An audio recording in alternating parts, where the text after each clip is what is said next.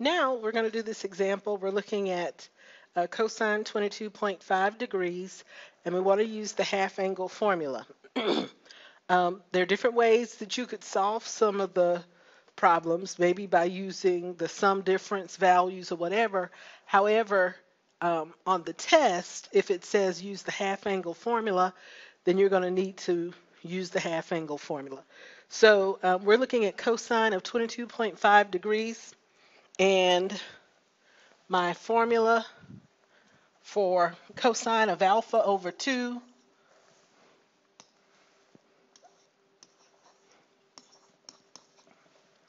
is plus or minus the square root of 1 plus cosine alpha over 2. However, I already know that this one's going to be positive because 22.5 degrees is in the first quadrant, and so all of our trigonometric function values are positive there. I also know that 22.5 is half of 45. So alpha for us is 45 degrees. In short, we've got cosine of 45 degrees over 2 is equal to cosine of 22.5 degrees, because 45 divided by 2 is 22.5.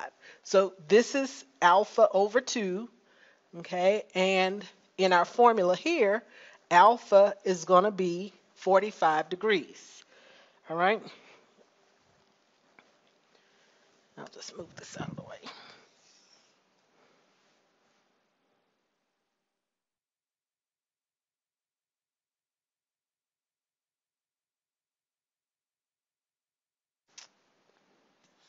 I just want to get rid of this.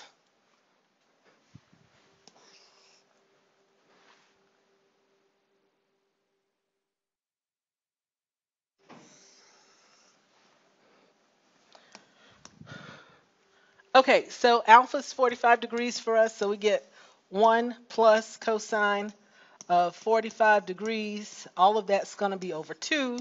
So we got the square root of 1 plus root 2 over 2 over 2. I'm going to, well, first of all, I'm going to clear my fractions by multiplying top and bottom by 2. And so we get 2 plus root 2 over 4. All of that's still under the radical. If I distribute my radical here, then I would get the square root of 2 plus root 2 over 2. I distributed the radical to the numerator and also to the denominator. Okay, didn't really change anything in my numerator, but in my denominator, I've got that the square root of 4 is 2. Okay, let's try that again with sine of 195 degrees. Okay, when I think about it, if we multiply by 2, 195 degrees times 2 is what? 390? Okay. So let's just do a little preliminary work here. Okay, 195 degrees times 2, excuse me, is 390 degrees. 390 degrees isn't necessarily one of our special angles, but we know that it's coterminal to 30 degrees, okay? So we could look at, in this case, we would say that alpha is 390, or since 390 and 30 degrees give us the same values, our alpha is going to equal 30 degrees. All right, and so we're going to write this as sine of 30 degrees over 2. All right, and go from there. Okay, so our half angle formula for sine is the square root of 1 minus cosine alpha, all of that over 2.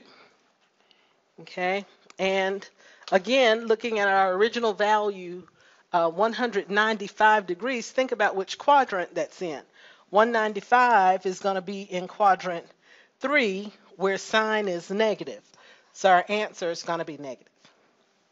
And so we get negative square root of 1 minus cosine 30 degrees over 2. Okay? If you wanted to, you could have put 390 there, originally. But then when we got here and said, well, what's cosine of 390? We would have had to think about the fact that 390 degrees is coterminal to 30 degrees. Okay, so 1 minus cosine of 30 is going to be root 3 over 2. Over 2, we're going to multiply top and bottom by 2, or negative square root of 2 minus root 3 all over 4, or negative square root of 2 minus root 3 all over 2.